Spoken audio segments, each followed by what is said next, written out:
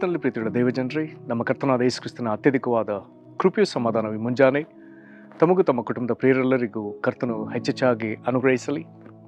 ಹೃದಯಂಗಮ ಮಾತು ಎನ್ನುವಂತಹ ಈ ಮುಂಜಾನೆ ವಾಕ್ಯದ ಸರಣಿಯಲ್ಲಿ ಈ ತಿಂಗಳು ನಾವು ಪಾಪ ಕ್ಷಮಾಪಣೆಯ ನಿಶ್ಚಯ, ಪಾಪ ಕ್ಷಮಾಪಣೆ ಭರವಸೆ ಮತ್ತು ಪಾಪ ಕ್ಷಮಾಪಣೆ ಸಂಬಂಧ ಪ್ರಾರ್ಥನೆ ಇವುಗಳ ಕುರಿತಾಗಿ ವಾಕ್ಯವನ್ನು ಧ್ಯಾನಿಸುತ್ತಿರುವಲ್ಲಿ ಈ ದಿನ ನಾವು ಧ್ಯಾನಿಸುವಂಥ ದೇವರ ವಾಕ್ಯದ ಭಾಗವು ಯೆಶಾಯನ ಪ್ರವಾದನೆ ಗ್ರಂಥ 59ನೇ ಅಧ್ಯಾಯ 1 ಮತ್ತು 2 ವಚನಗಳು. ಯೆಶಾಯನ ಪ್ರವಾದನೆ ಗ್ರಂಥ 59ನೇ ಅಧ್ಯಾಯ 1 ಮತ್ತು 2 ವಚನಗಳು. ವಾಕ್ಯ ಹೀಗೆ ಹೇಳ್ತದೆ: ಇಗೋ, ಯೆಹೋವನ ಹಸ್ತವು ರಕ್ಷಿಸಲಾರದಂತೆ ಮೋಟುಗೈಯಲ್ಲ, ಆತನ ಕಿವಿಯು ಕೇಳಲಾರದ ಹಾಗೆ ಕಿವುಡಲ್ಲ. ಆದರೆ ನಿಮ್ಮ ಅಪರಾಧಗಳೇ ನಿಮ್ಮ ದೇವರಿಂದ ನಿಮ್ಮನ್ನು ಅಗಲಿಸುತ್ತಾ ಬಂದಿವೆ, ನಿಮ್ಮ ಪಾಪಗಳೇ ಆತನು ಕೇಳಲಾರದಂತೆ ಆತನ ಮುಖಕ್ಕೆ ಅಡ್ಡವಾಗಿವೆ. ಈ ವಾಕ್ಯಗಳನ್ನ ಗ್ರಹಿಸೋದಕ್ಕೆ ಶಕ್ತರಾಗುವಂಥ ದೇವರು ತಾನೇ ನಮ್ಮ ಮನೋನೇತ್ರಗಳನ್ನ ಬೆಳಗಿಸಿ ತನ್ನ ಜ್ಞಾನವುಳ್ಳ ಆತ್ಮದಿಂದ ನಮ್ಮನ್ನು ತುಂಬಿಸಲಿ. ದೇವರ ಪರಿಶುದ್ಧ ಆತ್ಮನು ನಮ್ಮ ಶ್ರೇಷ್ಠ ಬೋಧಕನು, ಆತನು ನಮಗೆ ವಾಕ್ಯಗಳನ್ನ ನಮಗೆ ವಿವರಿಸಲಿ ಮತ್ತು ದಿನದಿಂದ ದಿನಕ್ಕೆ ನಾವು ದೇವರ ವಾಕ್ಯದಲ್ಲಿ ಹೆಚ್ಚಾಗಿ ಬೆಳೆಯುವುದಕ್ಕೆ ನಮ್ಮನ್ನು ಬಲಪಡಿಸಲಿ.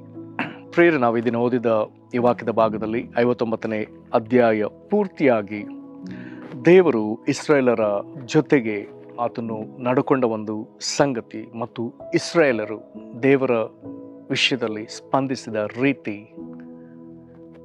ತಿರುಗಿ ದೇವರು ಅವರಿಗಾಗಿ ಮನಮರುಗಿದ ರೀತಿ, ತಿರುಗಿ ಜನರು ಕರ್ತನ ಕಡೆ ತಿರುಗಿದ ರೀತಿ, ಕರ್ತನ ವಾಗ್ದಾನಗಳಿಂದ ತನ್ನ ಶ್ರೇಷ್ಠ ಕಾರ್ಯಗಳಿಂದ ಅವ್ರನ್ನ ಸುಭದ್ರ ಸ್ಥಿತಿಗೆ ತಂದ ಸಂಗತಿಗಳನ್ನ ಈ ಅಧ್ಯಾಯದಲ್ಲಿ ನೋಡ್ತೇವೆ. ಇದರಲ್ಲಿ ನೇರವಾಗಿ ದೇವರು ನಮ್ಮ ತಪ್ಪುಗಳಿಂದ ಅಥವಾ ನಮ್ಮ ಅಪರಾಧಗಳಿಂದ ದೇವರು ಯಾವ ರೀತಿಯಲ್ಲಿದ್ದಾನೆಂಬುದನ್ನು ಆ ಮೊದಲೆರಡು ಮಾತು ಹೇಳ್ತದೆ.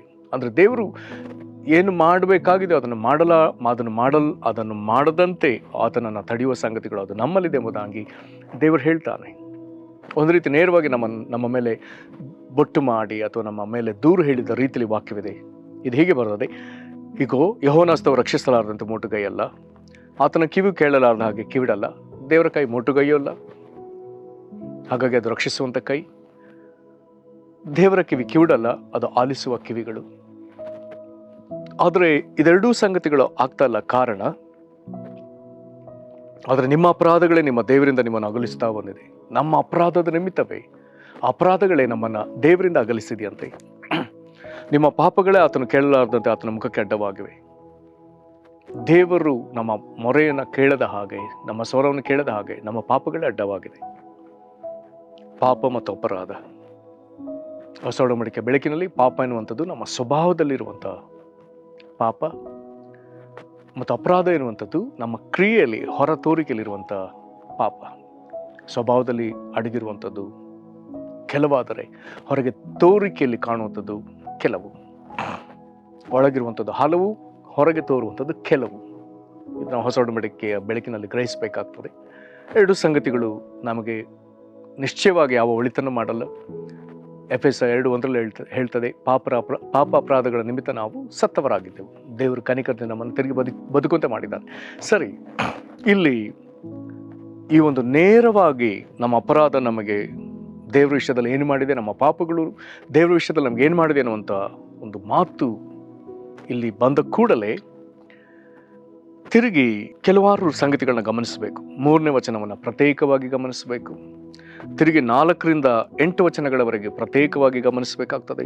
ಅಲ್ಲಿಂದ ತಿರುಗಿ 9ರಿಂದ 13 ವಚನಗಳ ತನಕ ಪ್ರತ್ಯೇಕವಾಗಿ ನೋಡಬೇಕಾಗ್ತದೆ. ನಂತರ 14-15 ಪ್ರತ್ಯೇಕವಾಗಿ ನೋಡಬೇಕಾಗ್ತದೆ. ನಂತರ ಈ ಅಧ್ಯಾಯದ ಉಳಿದ ವಚನವನ್ನು ಇನ್ನೊಂದು ವಿಧದಲ್ಲಿ ನೋಡಬೇಕಾಗ್ತದೆ. ಇಲ್ಲಿ 3ನೇ ವಚನದ ವಿಶೇಷ ನಿಮ್ಮ. 2ನೇ ವಚನ, 3ನೇ ವಚನ ಎರಡರಲ್ಲೂ ನಿಮ್ಮ ಎಂಬುದಾಗಿ ಅದು ನಮ್ಮ ತಪ್ಪುಗಳನ್ನ ಬೊಟ್ಟು ಮಾಡಿ ತೋರಿಸ್ತಾ ಇದೆ.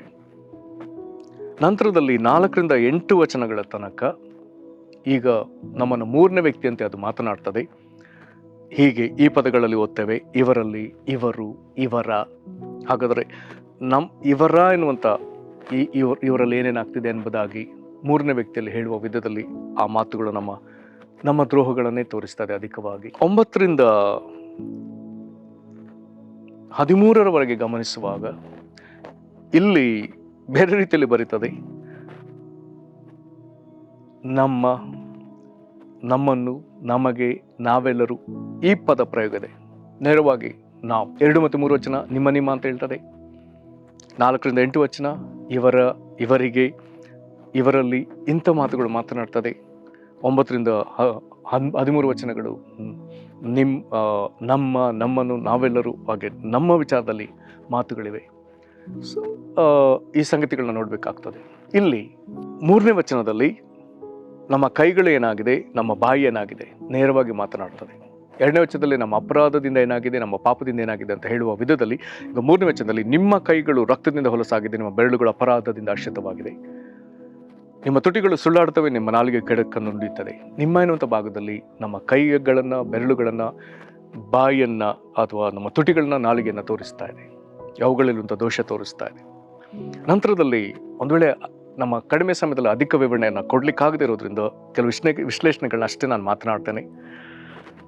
4ನೇ ವಚನದಿಂದ 5ನೇ ವಚನದ ಮೊದಲ ಅರ್ಧಕ್ಕೆ ನಾವು ತಪ್ಪಾಗಿ ಮಾಡ್ತಿರುವಂತಹ 7 ಕಾರ್ಯಗಳಲ್ಲಿ ಕೊಡಲ್ಪಟ್ಟದೆ. 7 ಕಾರ್ಯಗಳು.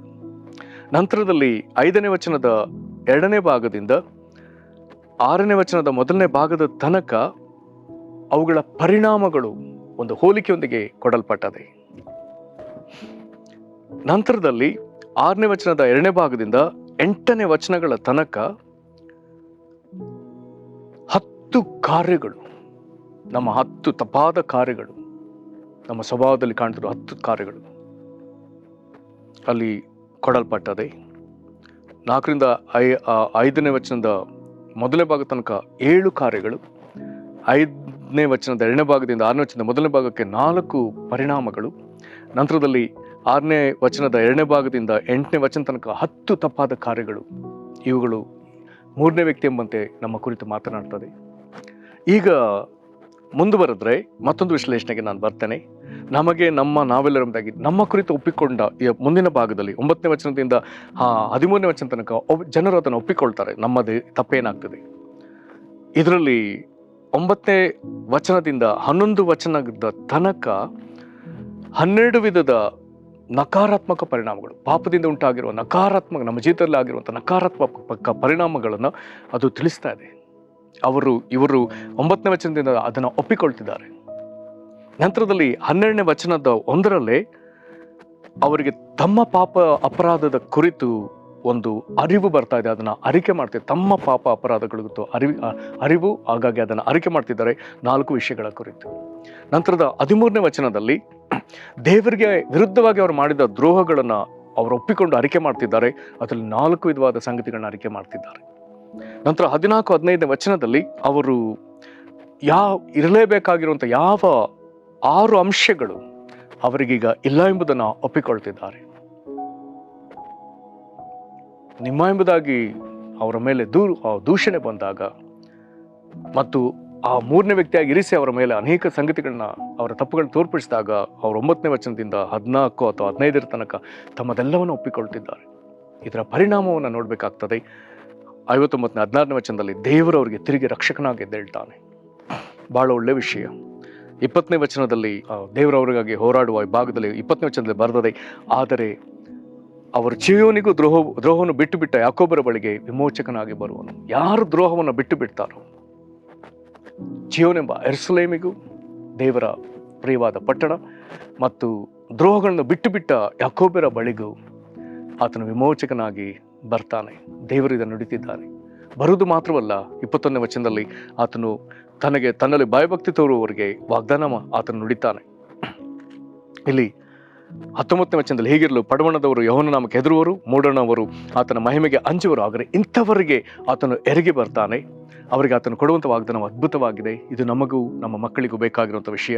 ನಾನಂತ ಅವರೊಂದಿಗೆ ಈ ಒಡಂಬಡಿಕೆಯನ್ನು ಮಾಡಿಕೊಳ್ಳುವೆನು. ನೋಡಿರಿ, ನಿಮ್ಮಲ್ಲಿ ಆವೇಶಿಸಿರುವ ನನ್ನ ಆತ್ಮವು ನಿಮ್ಮ ಬಾಯಿಗೆ ನಾನು ಕೊಟ್ಟಿರುವ ಮಾತುಗಳು ನಿಮ್ಮ ಬಾಯಿಂದ, ನಿಮ್ಮ ಸಂತತಿಯ ಬಾಯಿಂದಾಗಲಿ, ನಿಮ್ಮ ಸಂತತಿಯ ಸಂತಾನದ ಬಾಯಿಂದಾಗಲಿ ಇಂದಿನಿಂದ ಎಂದಿಗೂ ತೊಲಗುವುದಿಲ್ಲ ಎಂದು ಹೇಳುತ್ತಾನೆ. ಹಾಗಾದರೆ ಯಾವ ದ್ರೋಹದ ಮಾತುಗಳು, ಯಾವ ಸುಳ್ಳಿನ ಸಂಗತಿಗಳು ನಮ್ಮಲ್ಲಿತ್ತೋ, ಇಲ್ಲಿ 13ನೇ ವಚನದ ಕೊನೆಯಲ್ಲಿ ಆತನು ಹೇಳ್ತಾನೆ, ಹೇಗೆ ಹೇಳ್ತಾನೆ, ತಮ್ಮ ಮಾತುಗಳಿಂದ ನಾವು ಯೆಹೋವನಿಗೆ ತಪ್ಪಿ ನಡೆದು ಆತನನ್ನು ಅಲಗಳಿದ್ದೇವೆ, ನಮ್ಮ ದೇವರ ಅನುಸರಣೆಯನ್ನು ಬಿಟ್ಟು ತಿರುಗಿದ್ದೇವೆ, ಅನ್ಯಾಯವನ್ನು ದ್ರೋಹವನ್ನು ನುಡಿದಿದ್ದೇವೆ, ಹೃದಯಪೂರ್ವಕವಾಗಿ ಸುಳ್ಳು ಮಾತುಗಳನ್ನು ಕಲ್ಪಿಸಿದ್ದೇವೆ. ಅವರ ಮಾತುಗಳೇ ಇವರಿಗೆ ತೊಡಕಾಗಿರುವಂಥ ಸಂಗತಿ. ಮಾತುಗಳು, ತುಟಿಗಳು ಸುಳ್ಳಾಡುತ್ತವೆ, ನಾಲಿಗೆಯು ಕೇಡನ್ನು ನುಡಿಯುತ್ತದೆ. ಮಾತೆ ಪ್ರಾಮುಖ್ಯವಾಗಿ ಅವರಿಗೆ ತೊಡಕಾಗಿರುವುದು. ಹಾಗಾದರೆ ಇಂಥವರ ಜೊತೆಗೆ ದೇವರು ಅವರನ್ನ ಕ್ಷಮಿಸಿ ವಿಮೋಚಿಸಿ, ದೇವರ ಕಡೆಗೆ ತಿರುಗಿ ಭಯಭಕ್ತಿ ತೋರುವವರನ್ನ ವಿಮೋಚಿಸಿ ಅವರೊಂದಿಗೆ ತಿರುಗಿ ಒಡಂಬಡಿಕೆಯನ್ನು ಮಾಡಿಕೊಂಡು ಅವರೊಳಗೆ ದೇವರು ತನ್ನ ಮಾತನ್ನು ಇಡ್ತಿದ್ದಾನೆ. ಅದು ಅವರ ಬಾಯಿಂದ ಹೋಗುವುದಿಲ್ಲ, ಅವರ ಸಂತಾನದ ಬಾಯಿಂದ ಹೋಗುವುದಿಲ್ಲ, ಸಂತಾನದ ಬಾಯಿಂದಲೂ ಅದು ಇಂದಿನಿಂದ ಎಂದಿಗೂ ತೊಲಗುವುದಿಲ್ಲ ಎಂಬುದಾಗಿ ಹೇಳ್ತಿದ್ದಾನೆ. ಹಾಗಾದರೆ ದೇವರು ಶುದ್ಧೀಕರಿಸಿದ ಒಂದು ದೇಶ ಅಥವಾ ಗುಂಪು ಎಂದೆಂದಿಗೂ ದೇವರ ನೀತಿಯನ್ನೇ ಅನುಸರಿಸುವ ಗುಂಪಾಗಿ ಆಗ್ತದೆ ಎಂಬುದನ್ನು ದೇವರು ವಾಗ್ದಾನವಾಗಿ ನೋಡ್ತಿದ್ದಾನೆ. ದೇವರಿಗಿಂತವರಾಗಿರಬೇಕು. ಪ್ರೇರೆ, ಈ ಅಧ್ಯಾಯವನ್ನು ನಾವು ಪೂರ್ತಿ ವಿವರಿಸಲಿಕ್ಕಾಗದೆ ಹೋದರೂ ಇದರ ಕೆಲವು ಸಂಗತಿಗಳನ್ನ ನಿಮ್ಮ ಮುಂದೆ ಇಟ್ಟಿದ್ದೇವೆ. ಅದನ್ನು ತಿರುಗಿ ಕೇಳಿ ಈ ವಾಕ್ಯವನ್ನು ನಾವು ಓದುತ್ತಾ ಅದನ್ನು ಧ್ಯಾನಿಸಿ ನಮ್ಮನ್ನು ನಮ್ಮ ಭಯಭಕ್ತಿಯಿಂದ ದೇವರ ಕಡೆಗೆ ತಿರುಗಿಕೊಳ್ಳೋಣ, ನಮ್ಮನ್ನು ಒಪ್ಪಿಸಿಕೊಳ್ಳೋಣ. ಕರ್ತನೆ, ಯೆಶಾಯ 59ನೇ ಅಧ್ಯಾಯಕ್ಕಾಗಿ ನನಗೆ ಸ್ತೋತ್ರ. ಕರ್ತನೆ, ನಮ್ಮ ಅಪರಾಧ ಪಾಪಗಳನ್ನು ನಿನಗೆ ಹೇಗೆ ಅಡ್ಡಿಯಾಗಿವೆ ಎಂಬುದನ್ನು ನೀನು ತೋರಿಸಿದ್ದಕ್ಕಾಗಿ ಸ್ತೋತ್ರ. ನಮ್ಮ ಕೈಗಳಲ್ಲಿ, ಬೆರಳುಗಳಲ್ಲಿ, ತುಟಿಗಳಲ್ಲಿ, ನಾಲಿಗೆಯಲ್ಲಿರುವಂಥ ಪಾಪಗಳನ್ನ ನಮಗೆ ತೋರಿಸಿದ್ದಕ್ಕಾಗಿ ಸ್ತೋತ್ರ. ದೇವರೇ, ಪಾಪದ ಕಾರ್ಯಗಳು, ಅಪರಾಧದ ಪರಿಣಾಮಗಳು ಇವುಗಳು ಏನಾಗಿವೆ ಎಂಬುದನ್ನು ಕರ್ತನೆ ನೀನು 4ನೇ ವಚನದಿಂದ 8ನೇ ವಚನದವರೆಗೂ ತೋರಿಸಿಕೊಟ್ಟದಕ್ಕಾಗಿ ಸ್ತೋತ್ರ. ಅದನ್ನು ಕೇಳಿಸಿಕೊಂಡ ಜನರು 9ರಿಂದ 13ರವರೆಗೆ ತಮ್ಮ ಅಪರಾಧಗಳನ್ನು ಅವರು ಒಪ್ಪಿಕೊಂಡು ತಮ್ಮ ವೈಯಕ್ತಿಕ ಸಂಗತಿಗಳನ್ನ ನಿನ್ನ ಮುಂದೆ ಅರಿಕೆ ಮಾಡಿ, ನಿನಗೆ ವಿರುದ್ಧವಾಗಿ ಮಾಡಿದ ಪಾಪಗಳನ್ನ ಅವರಿಗೆ ಅರಿಕೆ ಮಾಡಿ, ಇರಲೇಬೇಕಾದ 6 ಸಂಗತಿಗಳೆಲ್ಲ ಎಂಬುದಾಗಿ ಅವರು ವೇದನೆ ಪಡುವಾಗ, ದೇವರೇ ತಿರುಗಿ ನೀನು ರಕ್ಷಕನಾಗಿದ್ದೇ ಇಲ್ಲ. ಮೂಢನವರು ಪಡುವಣನವರು ಹೇಗೆ ಕರ್ತನೆ ನಿನಗೆ ಭಯಭಕ್ತಿ ಪಡುವರು ಎಂಬುದಾಗಿ ಹೇಳಿದೆ. ಆಗ ನೀನು ಬಲವಾಗಿ ಎದ್ದು ಹೋರಾಡಿ ಜೀವನಿಗೂ ನಿನ್ನ ಕಡೆಗೆ ದ್ರೋಹವನ್ನು ಬಿಟ್ಟು ನಿನ್ನ ಕಡೆಗೆ ತಿರುಗುವ ಯಾಕೋಬರಿಗೆ ಕರ್ತನೆ ವಿಮೋಚಕನಾಗಿ ಬರುವಂಥ ದೇವರೇ, ಈಗಲೂ ಕರ್ತನೆ ಯಾರ್ಯಾರೋ ನಿನ್ನ ಸಮ್ಮುಖದಲ್ಲಿ ದ್ರೋಹಗಳನ್ನು ಬಿಟ್ಟು ನಿನ್ನ ಕಡೆಗೆ ತಿರುಗಿ ಬರ್ತಾರೋ ಅವರಿಗಾಗಿ ನಾನು ವಿಮೋಚಕನಾಗಿ ನೀನು ತಿರುಗಿ ನಮಗೆ ನೀನು ಕಾಣಬೇಕೆಂದು ನಾವು ಬೇಡಿಕೊಳ್ತೇವೆ. ನೀನು ಕೊಟ್ಟ 21ನೇ ವಚನದ ವಾಗ್ದಾನ ನಮ್ಮ ವೈಯಕ್ತಿಕ ಜೀವಿತದಲ್ಲಿ, ನಮ್ಮ ಕುಟುಂಬದವರಿಗೂ, ನಮ್ಮ ಸಂತತಿಯವರಿಗೂ ಇದು ಸ್ವಂತವಾಗಲೆಂದು ಬೇಡಿಕೊಳ್ತೇವೆ.